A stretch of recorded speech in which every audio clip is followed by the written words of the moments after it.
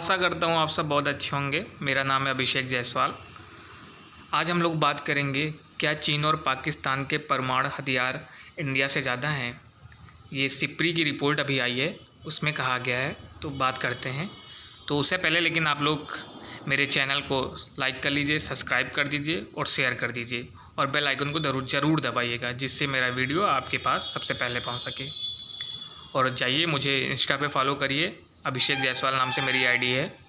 Telegram पे study गुरु नाम से मेरी आईडी है, उसको फॉलो करिए, उसको सर्च करिए। फेसबुक पर फॉलो करिए, पढ़ते रहिए, बढ़ते रहिए। चलिए बात करते हैं आगे।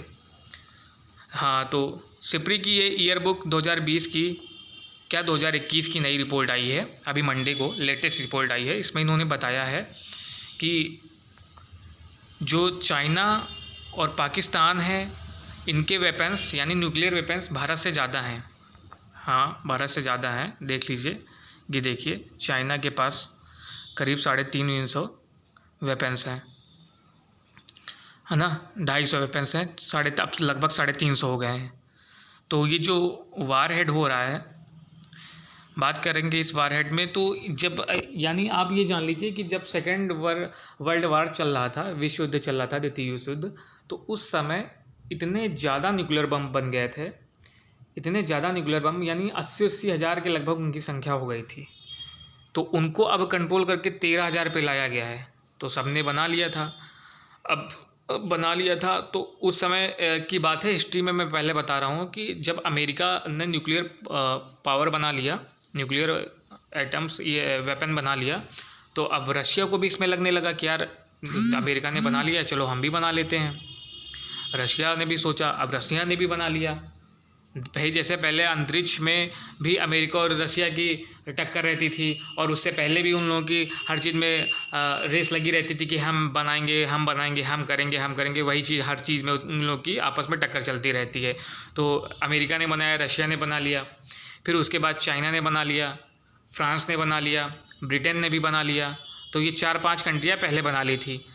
फिर उसके बाद इन लोगों ने बना लिया, तो सोचा कि यार कहीं पूरे और भी सब कंट्री में बनाने ना लगे, हम लोग तो चलो ताकतवर हो गए हैं। और इन्होंने एक 1969 में एनपीटी एक रिपोर्ट निकाली, मतलब एक कॉन्स्टिट्यूशन टाइप का एक अमेंडमेंट किया कि उस पर सब देशों से साइन करवाने लगे कि चलो भैया साइन कर दो कि आप लोग हथियार नहीं बनाओगे, चलो आप कर दो, आप कर दो, आप कर दो। तो जब इंडिया के पास ये लोग लेके आए कि चलिए इंडिया आप भी साइन करिए, तो इंडिया ने कहा ठीक है, मैं कर तो दूंगा साइन, लेकिन अब पहले ये बताइए कि मेरा पड़ोसी मुल्क चाइना, उसने न्यूक्लियर वेपन बना रखा है। कल को कोई बात होती है, अभी एक वो युद्ध कर ही चुका है 1962 वाला, और पता चले फिर दोबारा वो कल के दाग दे तो मैं तो ख़त्म हो जाऊंगा। तो कहा भैया जाइए, मैं साइन वाइन नहीं करूंगा। इसने नहीं किया। और फिर इसी तरह नॉर्थ कोरिया के पास भी गए, नॉर्थ कोरिया वालों ने भी नहीं साइन किया। और जापान के पास गए, जापान ने भी नहीं साइन किया। जापान की तो पास अपनी आर्मी नहीं है, तो अमेरिका से चलता है, तो किसी ने साइन नहीं किया। फिर इन्होंने कहा चलो ठीक है, अच्छा नहीं साइन किया। अब इंडिया वालों ने कहा यार इन्होंने तो चलो बना रखा है, चाइना वालों ने इन देशों के पास है, और भाई इंडिया की भी मिलिट्री उस समय इतनी ज़्यादा स्ट्रॉन्ग तब नहीं थी, तो इन्होंने भी सोचा चलो अपना, हम इंडिया वालों ने सोचा हम भी अपना आइटम न्यूक्लियर पावर बनाते हैं। तभी तो 1975 में पहला टेस्टिंग हुई थी, जिसका नाम स्माइलिंग बुद्धा रखा गया था। फिर 1998 में जब अटल बिहारी वाजपेयी जी की सरकार आई थी, तो उनके समय अब्दुल कलाम जी के साथ मिलकर आइटम बम्स का परीक्षण हुआ था, और तभी बन भी गया था। उससे पहले केवल टेस्टिंग हो गई थी, तब बने नहीं थे, उतना उस पर ज़्यादा इतना जोर दिया जा रहा था, क्योंकि तब उतनी ज़्यादा ज़रूरत भी नहीं थी। फिर समय को देखते हुए अटल बिहारी वाजपेयी जी ने सबसे पहले इस पर जोर दिया, और हमारे अब्दुल कलाम जी जो थे उन्होंने इस पर जोर दिया, और न्यूक्लियर पावर पे हम लोग विजयी हुए। अमेरिका जबकि हम लोग पर सैटेलाइट से नज़र रख रहा था, वो चाह रहा था कि हम लोग ना बनाए। जब उसको ये बात पता चले तो उसने कहा भी, धमकाया भी कि तुमने कैसे बना लिया ये। तो इंडिया ने कहा अब तो हमने बना ही लिया है, अब चाहे जो करो। तो कहा मैं तुम पे प्रतिबंध लगा दूंगा, हर चीज़ पे प्रतिबंध लगा दूंगा। और जबकि लगाया भी था उस समय का, देखिए अगर उठाकर 1998 के समय का, तो अमेरिका ने काफ़ी प्रतिबंध लगाए थे। लेकिन फिर कहा चलो अच्छा बना ही लिया है, तो अमेरिका वालों ने कहा चलो अब तुम लोगों ने बना ही लिया तो कोई बात ही नहीं है, अब कर ही क्या सकता है। तो कहा तुम छोटे भाई, हम बड़े भाई, बड़े भाई की तरह हम हैं, छोटे भाई की तरह तुम हो। उधर नॉर्थ कोरिया वालों ने भी बना लिया। तो इन्होंने बना लिया वेपन। देख लो ये किसके सबसे ज़्यादा अभी तक जिसके पास न्यूक्लियर पावर है वो रसिया के पास है। रसिया के पास करीब ये देखिए 8,500 लगभग हैं। फिर यूएसए अमेरिका के पास है 7,700, फ्रांस के पास 300 हैं, चाइना के पास 250 इसमें दिखा रहा है, लेकिन अब इस समय प्रेजेंट टाइम में उसके पास 350 लगभग हो गए हैं। ब्रिटेन के पास 225 हैं, पाकिस्तान के पास 100-200 हैं, और इंडिया के पास अभी 90 से 110 हैं, इजराइल के पास 80 हैं। तो इजराइल को भी उस समय प्रतिबंधित कर रखा था, इजराइल वालों ने भी बना लिया है ना। तो ये वेपन है। तो अब बात क्या हो रही है कि सिप्री ने रिपोर्ट दिया है, तो सिप्री ने कहा इन लोगों के पास इतना है। अब ये लोग इतने पावर, देखो न्यूक्लियर पावर बना लेते हैं, इसमें कोई डरने की बात नहीं है। देखो ये लोग कभी यूज करेंगे नहीं।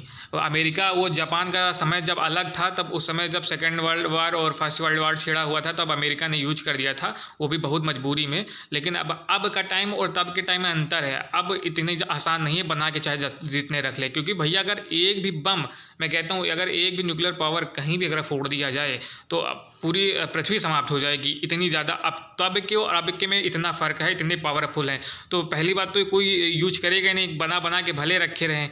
तो ये सब चल रहा था। अब इंडिया इसमें देखिए इंडिया कितना कॉन्फिडेंट है।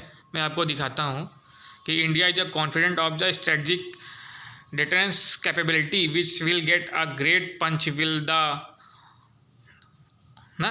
तो ये देखिए इसमें बता रखा है, क्योंकि इंडिया कॉन्फिडेंस कैसे मैं आपको बता रखा हूँ, क्योंकि इंडिया के पास खुद के अपने डिफेंस सिस्टम अच्छे इतने मजबूत हैं। DRDO नाम का भैया समझो ब्रह्मास्त्र उनके पास है। उसने इतने ज़्यादा वेपन्स बना दिए हैं कि मिसाइल हम लोगों के पास अग्नि है, पृथ्वी है, नाग है, जो एयर टू सरफेस अग्नि वगैरह, एयर टू सरफेस ब्रह्मोस है। ये सब मिसाइलें इतनी बेहतरीन मिसाइलें हैं, बना रखा है कि आइटम्स को तो छोड़िए, एटॉमिक पावर को तो छोड़िए, हम लोग ऐसे ही किसी को परास कर सकते हैं भाई। अब तब का इंडिया 1962 का 1971 का इंडिया थोड़ी रह गया है। अब तो ये इतना मोस्ट पावरफुल हो गया है। तो इस तरह इंडिया के पास, और अब भी कई परीक्षण, अभी पिछले लास्ट ईयर 2020 में उड़ीसा वगैरह में DRDO ने कितने प्रक्षेपण को नए अपग्रेड किए हैं। ये सब अग्नि और मिसाइल की ब्रह्मोस के कितने नए वर्जन को, लेटेस्ट वर्जन को इसने अपलोड किया है, सब परीक्षण किए हैं। तो और बना भी रहा है, काफ़ी काम चल रहा है। और जब तक DRDO है तब तक इंडिया तो बहुत तरक्की करेगा, क्योंकि देख ही रहो एक से एक, इसीलिए उसका डेवलप ही किया गया। DRDO का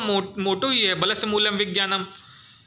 तो वो इसी के तहत, इसी सिद्धांत पर काम करता है, वो जोर दे रहा है। तो सब चीज़ें बनती चली जा रही हैं। तो इंडिया में डरने की जरूरत नहीं, क्योंकि हमारी मिलिट्री पावर भी बहुत मजबूत है। हमारी मिलिट्री पावर चाइना के बाद अगर देखा जाए, जो आर्मी पावर फोर्सेज है पृथ्वी में, तो उस पर सबसे ज़्यादा सेकंड नंबर पे चाइना के बाद इंडिया की ही आती है, जो सबसे एक्टिव है। एक्टिव में मैं बता रहा हूँ, सबसे एक्टिव इंडिया की पावर है। तो हम लोग को वैसे भी डरने की ज़रूरत नहीं, क्योंकि इंडिया अपनी रक्षा खुद ही कर सकता है, इतना मजबूत हो चुका है इंडिया। तो ये चाहे पाकिस्तान वाले, चाइना वाले कितने भी आइटम बम बना लें, इससे कोई मतलब नहीं। तो ये था लेक्चर, कुछ नहीं, पढ़ते रहिए, बढ़ते रहिए। मैं हूँ अभिषेक जायसवाल, और आप लोग मेरे चैनल को लाइक, शेयर, सब्सक्राइब जरूर कर दीजिएगा। फिर मिलते हैं नेक्स्ट वीडियो में। धन्यवाद।